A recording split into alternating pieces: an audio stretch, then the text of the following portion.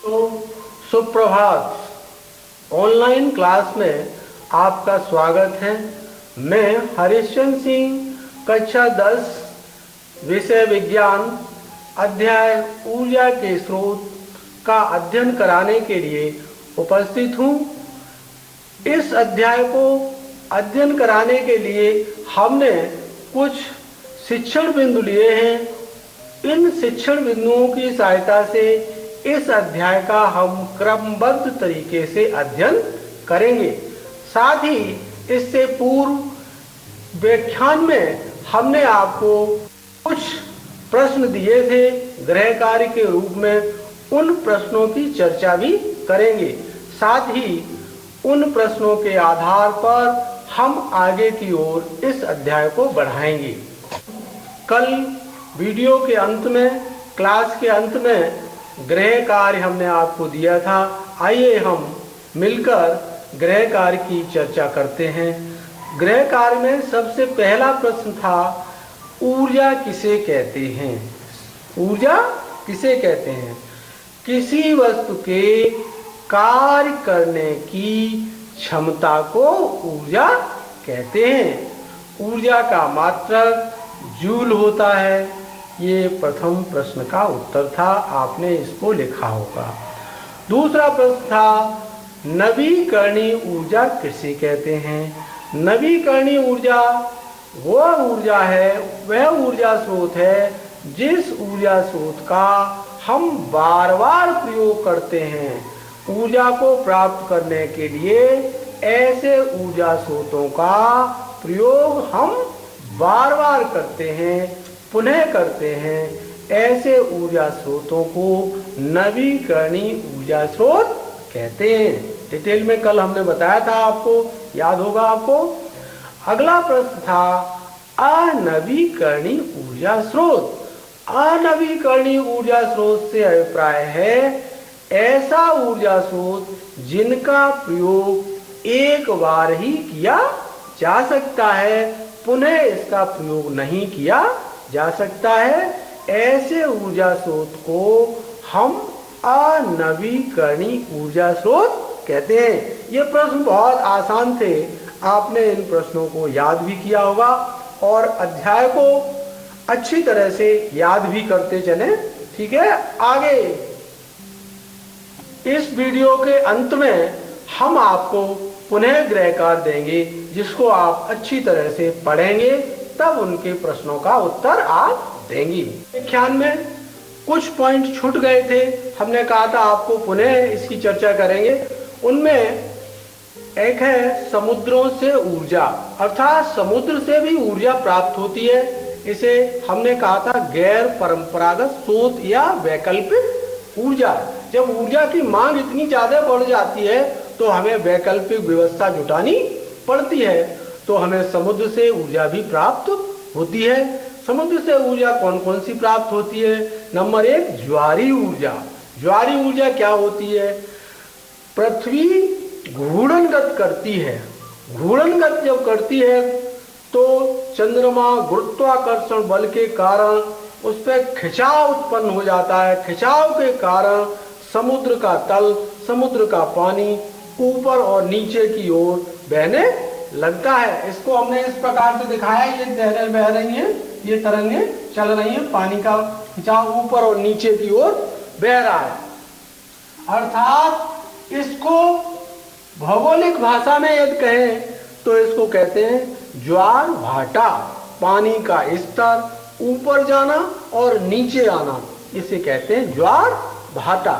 दिन के समय में यह तरंगे ऊपर और नीचे जब आती हैं और जाती हैं तो इस ऊर्जा को ज्वारीय ऊर्जा कहते हैं। ज्वारीय ऊर्जा गतिज ऊर्जा के रूप में प्राप्त होती है, अर्थात इसे नवीकरणीय ऊर्जा स्रोत भी कहा जाता है। इसी के साथ साथ नंबर 2, तरंग ऊर्जा। तरंग ऊर्जा, तरंग ऊर्जा क्या है? तरंग ऊर्जा वो है समुद्र में लहरें बहुत तेजी के साथ गतिमान होती हैं। अर्थात उनमें गतिज ऊर्जा पाई जाती है, अर्थात तरंगों का आगे बढ़ना तीव्रता से उनमें गतिज ऊर्जा होती है। इस प्रकार से गति के कारण जो ऊर्जा प्राप्त होती है, तरंगों के कारण जो ऊर्जा प्राप्त होती है, हमने यहाँ तरंगें दिखाई हैं, इन तरंगों के माध्यम से समुद्र में लहरें ऊपर उठती हैं, उठती हुई लहरें जाएंगी तेजी के साथ, नीचे जाएंगी, ऊपर जाएंगी, उसका आकार बदल जाएगा, तो उससे जो ऊर्जा प्राप्त होती है उसे ऊर्जा को तरंग ऊर्जा कहते हैं। अब है नाभिकीय संलयन और नाभिकीय विखंडन, इन दोनों के कारण जो ऊर्जा प्राप्त होती है उस ऊर्जा को हम नाभिकीय ऊर्जा कहते हैं। इस नाभिकीय संलयन और नाभिकीय विखंडन को हम अगले वीडियो में विस्तार से चर्चा करेंगे। अब हम शिक्षण बिंदु प्रथम की ओर बढ़ते हैं। ऊर्जा संरक्षण का नियम। ऊर्जा संरक्षण का नियम क्या है? इससे पहले मैं ऊर्जा की परिभाषा को पुनः दोहरा दूं। ऊर्जा क्या है? किसी वस्तु के कार्य करने की क्षमता को ऊर्जा कहते हैं। ऊर्जा विभिन्न स्वरूपों में पाई जाती है। ऊर्जा संरक्षण के नियम के अनुसार भौतिक अथवा रासायनिक प्रक्रम में निकाय में ऊर्जा सदैव संरक्षित रहती है, अर्थात भौतिक अथवा रासायनिक प्रक्रमों में ऊर्जा सदैव संरक्षित रहती है, अर्थात केवल ऊर्जा एक रूप से दूसरे रूप में परिवर्तित होती है। ऊर्जा सदैव नियत रहती है। विश्व की ऊर्जा भी एक नियत ऊर्जा के रूप में निहित है।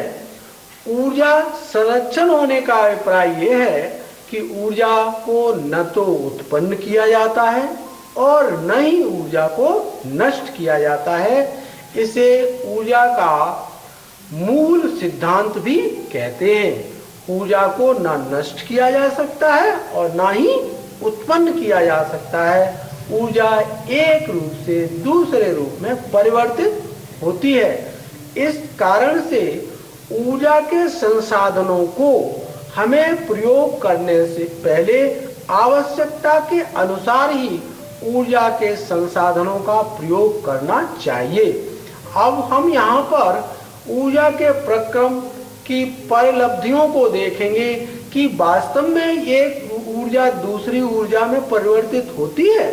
उसके लिए हमने छोटे छोटे उदाहरण के तौर पर हम आपको उदाहरण की सहायता से एक ऊर्जा दूसरी ऊर्जा में कैसे परिवर्तित होती है उसको हम समझाएंगे। यहाँ पर हम देखें कि ये मेरे पास एक बॉल है, जिसे आप लोग खेलते होंगे। ये बॉल है आपकी, और यहाँ पर हमने बॉल को लिया है और बॉल को ऊर्ध्वाधर ऊपर की ओर हम उछालेंगे, ऊर्ध्वाधर ऊपर की ओर उछालेंगे।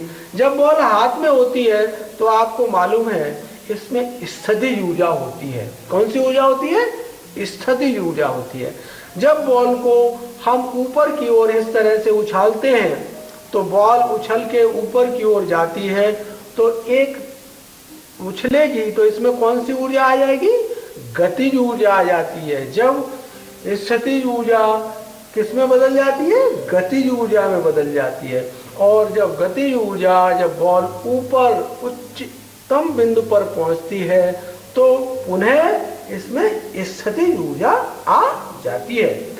अब स्थितिज ऊर्जा गुरुत्वाकर्षण बल के कारण यह बॉल एक निश्चित दूरी से जाने के बाद पुनः स्थितिज ऊर्जा से गतिज ऊर्जा में परिवर्तित होने लगती है। जैसा कि आप देखेंगे कि गिरने लगती है, और जब नीचे गतिज ऊर्जा में परिवर्तित होती है, पहुंचते पहुंचते फिर ये पृथ्वी तल पे टकराती है। टकराने पर गतिज ऊर्जा जो है किसमें बदल जाती है? ध्वनि ऊर्जा में। आपने सुना होगा इसकी आवाज भी आती है, तो इसको कौन सी ऊर्जा कहेंगे? ध्वनि ऊर्जा कहते हैं। तो इस तरह से आपने इस बॉल के प्रयोग से देखा कि स्थितिज ऊर्जा से गतिज ऊर्जा, गतिज ऊर्जा से स्थितिज ऊर्जा, और स्थितिज ऊर्जा से पुनः गतिज ऊर्जा, और गतिज ऊर्जा से ध्वनि ऊर्जा में परिवर्तन होता है। इस प्रकार से ऊर्जा संरक्षण के नियम का पूर्णतः पालन ये बॉल करती है। देखेंगे आप, मैं उछाल के देख रहा हूं, ये वास्तव में हो रही है, तो देखेंगे ऊपर से जाती है, आवाज भी देखिए आ गई। इस बॉल के कारण आपने कितनी ऊर्जा प्राप्त, रूपांतर प्राप्त किए। नंबर 1 स्थितिज ऊर्जा, नंबर 2 गतिज ऊर्जा, फिर स्थितिज ऊर्जा, फिर गतिज ऊर्जा, और जब पृथ्वी तल पर बॉल आती है तो किस ऊर्जा में? ध्वनि ऊर्जा में परिवर्तित हो जाती है। इसलिए एक ऊर्जा से दूसरी ऊर्जा में क्या हुआ? परिवर्तन हो गया। इसलिए ऊर्जा संरक्षण का ये नियम है। ऊर्जा संरक्षण के नियम के तहत एक छोटा सा हम प्रैक्टिकल के तौर पे आपको बताऊं। ये एक सेल है, सेल, इस सेल में कौन सी ऊर्जा होगी? इस सेल में रासायनिक ऊर्जा होगी। कौन सी ऊर्जा होगी? रासायनिक ऊर्जा। इस तरह से ये सेल या है, इसमें धनात्मक और ऋणात्मक चिन्ह बने होते हैं, ठीक है। और इसमें तार के माध्यम से हम एक बल्ब लेते हैं। क्या लेते हैं? बल्ब लेंगे। बल्ब, ये सिस्टम बना हुआ है, हमने बना के रखा। ये छोटा सा एक बल्ब है। ये बल्ब क्या करेगा? ये बल्ब करेगा, जब हम बैटरी को इसमें लगाएंगे तो रासायनिक ऊर्जा इसके अंदर होती है। रासायनिक ऊर्जा किस में बदलेगी? रासायनिक ऊर्जा बदलेगी ऊष्मीय ऊर्जा, और ऊष्मीय ऊर्जा के कारण बल्ब जब जलने लगता है, बल्ब जब प्रकाश देता है तो वो प्रकाश ऊर्जा में बदल जाती है। इस तरह से हमने देखिए इस तरह बनाया है। ये आपकी बैटरी है, ये बल्ब है, इसको यहाँ से लगा दें तो इस तरह से इसको लगाते हैं तो देखिए आप, एक बल्ब जलने लगता है। और जैसे इसके हटा देते हैं ऊर्जा, तो ये ऊर्जा हट गई। तो ये यहाँ देखिए रासायनिक ऊर्जा किस में बदल गई? प्रकाश ऊर्जा में बदल गई।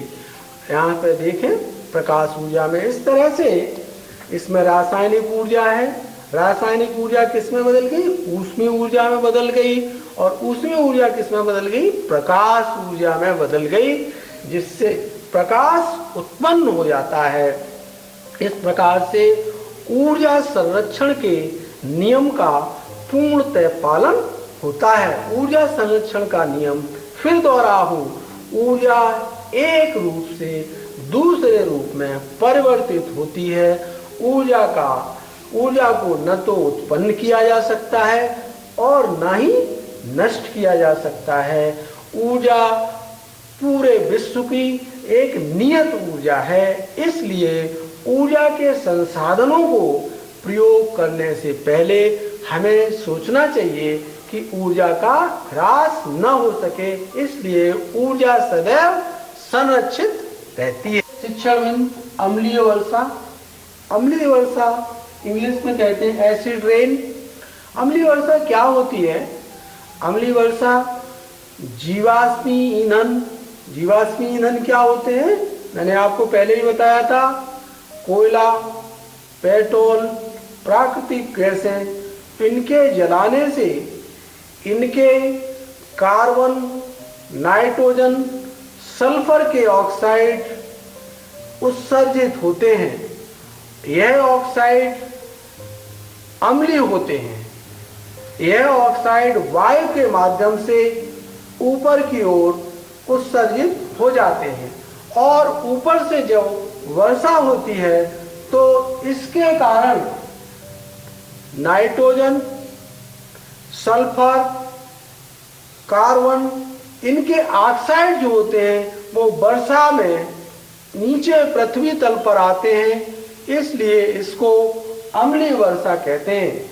अम्लीय वर्षा में जो पानी का पीएच मान होता है वो 7 से नीचे आ जाता है। शुद्ध जल का मान कितना होता है? 7 होता है। अम्लीय वर्षा जो होती है उसमें उसका पीएच मान 7 से कम हो जाता है।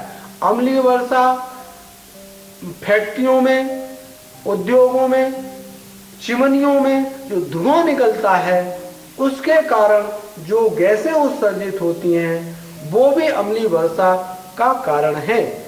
उनसे जो धुआं निकलता है वो वातावरण में, पृथ्वी के वायुमंडल में जब फैल जाता है तो वो अम्लीय वर्षा का ही रूप ले लेता है। अर्थात बरसात जब होती है, पानी जब आता है तो उनके ऑक्साइड जो होते हैं वो अम्लीय वर्षा का कारण बनते हैं। अम्लीय वर्षा से जंगलों, मनुष्यों, पेड़ पौधों को यह बहुत हानि पहुंचाते हैं। अम्लीय वर्षा के कारण जल दूषित होता है, मृदा दूषित होती है, मृदा के संसाधन दूषित होते हैं। यहाँ तक कि जर्मन में और यूरोप के कुछ भागों में अम्लीय वर्षा होने के कारण वहाँ के जितने भी जंगल, पेड़ पौधे थे वो समाप्त की ओर जा रहे हैं, अर्थात वहाँ पर ये नष्ट होते जा रहे हैं। अम्लीय वर्षा के कारण जल होता है, उसके जल के अंदर जो जीव जंतु रहते हैं वो भी धीरे धीरे समाप्त होते जा रहे हैं। अम्लीय वर्षा को रोकने के लिए अति आवश्यक कदम उठाने आवश्यक हैं। अम्लीय वर्षा के कारण हमारे ऊपर, मनुष्यों के ऊपर बहुत बड़ा प्रभाव पड़ रहा है। अम्लीय वर्षा के कारण हम लोगों के ऊपर, मनुष्यों के ऊपर त्वचा रूपी कैंसर का प्रभाव बहुत तेजी के साथ फैल रहा है।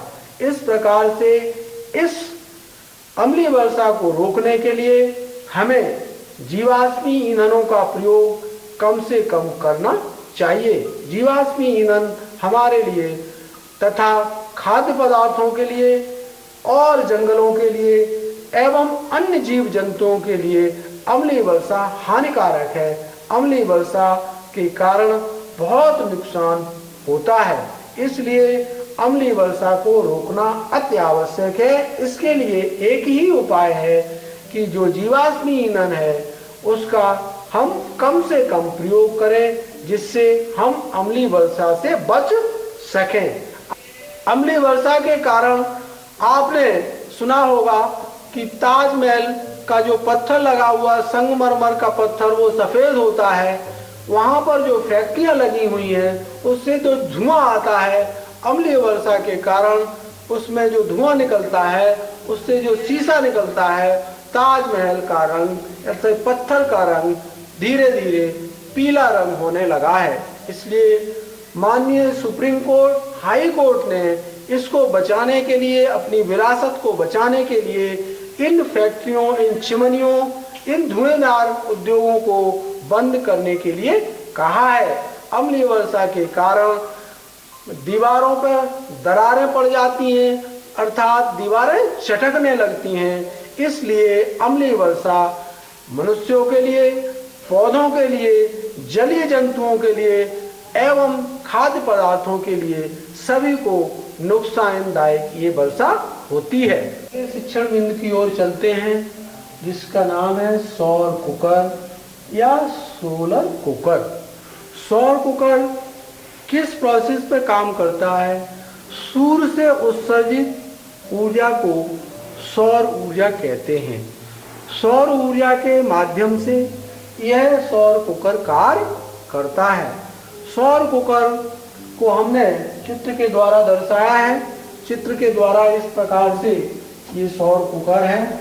ये सौर कुकर का ये बना हुआ ये बाहरी हिस्सा ये लकड़ी का बना हुआ कुचालक पदार्थ, ऊष्मारोधी पदार्थ का बना होता है, अर्थात यह बाहरी बॉक्स जिसे लकड़ी का बना हुआ है। इसके अंदर एक छोटा सा बॉक्स और है जो धातु का बना, लोहे या एल्यूमिनियम की चादर का बना होता है। हमने इसको इस प्रकार से दिखा दिया है, ये देखिए, लोहे से या एल्यूमिनियम चादर का बना होता है। इसको धातु का बना भीतरी भाग और इसके भीतरी भाग के निचले हिस्से में हम काली पॉलिश कर देते हैं, जो ऊष्मा सुचालक के लिए अच्छा माना जाता है। अर्थात काला रंग ऊष्मा का अच्छा अवशोषक होता है। ये दूसरा बॉक्स है। इसके बाद एक कांच का ढक्कन ये हमने लगा दिया है इसके ऊपर। ये देखिए कांच का ढक्कन है, ये लगा हुआ है, जिसे हमने जी के द्वारा प्रदर्शित कर दिया है। ये कांच का ढक्कन इसलिए इसको ऊपर ढकने का कार्य करता है और इसे अंदर से साफ भी कर लिया जा सकता है। ऊष्मा को पूरी तरह से अवशोषित करता है। इसके अंदर इसको ऊपर उठाया भी जा सकता है कांच के ढक्कन को। इसके अंदर ये हमने एक एल्यूमिनियम या स्टील का बना बर्तन, जिसको हमने सी के द्वारा दिखाया है, ये एक बर्तन होता है। बर्तन इसी में भोजन पकने के लिए रखा जाता है। इसमें भोजन को रखा जाता है, जिसे भी पकाना है उसको इसमें रख दिया जाता है और इस कांच के ढक्कन को इसके ऊपर रख दिया जाता है। अब ये एक समतल दर्पण होता है। इस प्रकार से ये समतल दर्पण है, इसको हमने जी के द्वारा प्रदर्शित किया है। समतल दर्पण एम के द्वारा प्रदर्शित। जी कांच का ढक्कन है, एम समतल दर्पण है। समतल दर्पण क्या करता है? समतल दर्पण ये करता है, सूर्य से आने वाला प्रकाश उसके ऊपर आपतित होता है।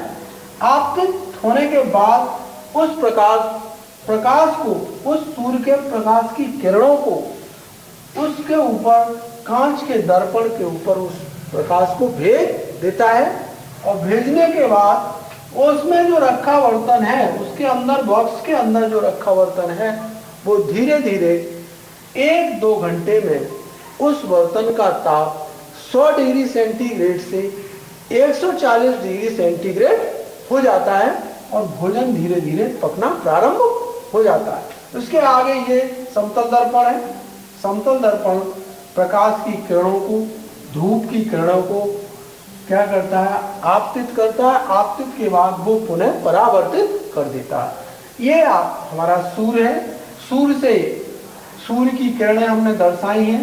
ये सूर्य की किरणें हैं, यहाँ से सूर्य की किरणें आती हैं। ये सूर्य की किरणें दर्पण पे टकराती हैं।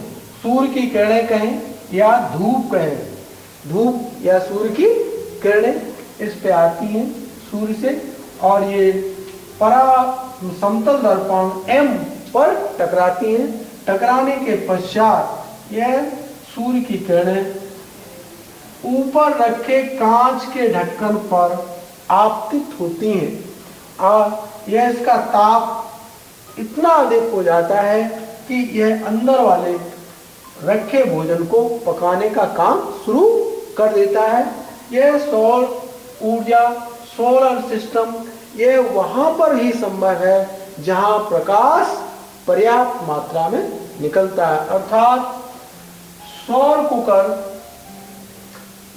आसानी से भोजन बनाता, पकाता है।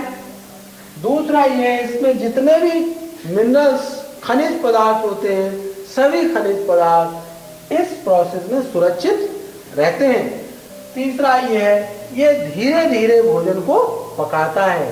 ये इसकी खूबियां हैं और इसमें ईंधन की आवश्यकता नहीं होती है, न ही ये प्रदूषण फैलाता है। वातावरण में इसके द्वारा कोई प्रदूषण नहीं फैलता है। इसलिए सोलर कुकर या सोलर सिस्टम एक कैसा है? चूल्हा है, ईंधन चूल्हा है। इसको भोजन पकाने के लिए प्रयोग किया जाता है। इसके लिए कुछ प्रतिबंध हैं। इसको बादलों, जब बादल होते हैं तब नहीं चला सकते हैं। सूर्य का प्रकाश नहीं होगा तो नहीं चलेगा। रात में इसका प्रयोग नहीं किया जा सकता है। इसका प्रयोग धूप निकलने पर ही किया जाता है और इसमें भोजन धीरे धीरे पकता है। हर भोजन को बनाने की इसमें सुविधा नहीं है। इसमें तलने वाली जो क्रिया है, भोजन को तलने की जो व्यवस्था है, वो सोलर सिस्टम, सोलर कुकर में नहीं उपलब्ध होती है।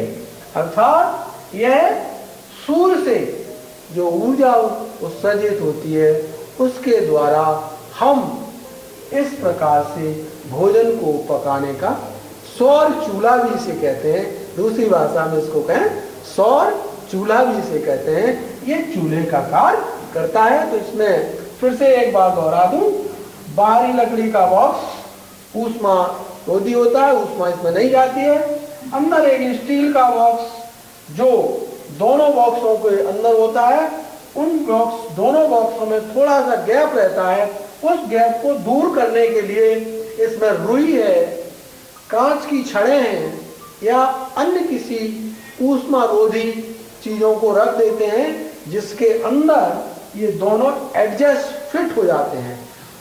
उसके अंदर एल्यूमिनियम या लोहे की चादर से बना हुआ ये धातु का भीतरी भाग होता है, उसके नीचे काली पॉलिश कर देते हैं, इसलिए कि वो ऊष्मा का अच्छा सा अवशोषक बन सके। उसके बाद ये सी भाग है, वो बर्तन है, वो एल्यूमिनियम या स्टील का बना होता है, उसको काला कर देते हैं जिससे अच्छा ऊष्मा का अवशोषक हो सके। उसके ऊपर कांच की एक ढक्कन लगा देते हैं, इसलिए लगाते हैं कि कांच दर्पण से दर्पण से कांच पर जब प्रकाश आता है तो पूरा प्रकाश उस ढक्कन के माध्यम से जिसका ताप बढ़ता है, वो ताप को नीचे बढ़ता है, नीचे से ऊपर को आने नहीं देता है, अर्थात सूर्य से अल्ट्रावायलेट किरणें निकलती हैं, उनको बचाने का भी कार्य करता है। इस प्रकार से सूर्य से प्रकाश दर्पण पे आता है, दर्पण से कांच के ढक्कन पे आता है, ढक्कन के माध्यम से उसके अंदर रखा गया बर्तन भोजन को पकाता है। यह सोलर कुकर का एक प्रोसेस है, इसे सौर चूल्हा भी कहते हैं।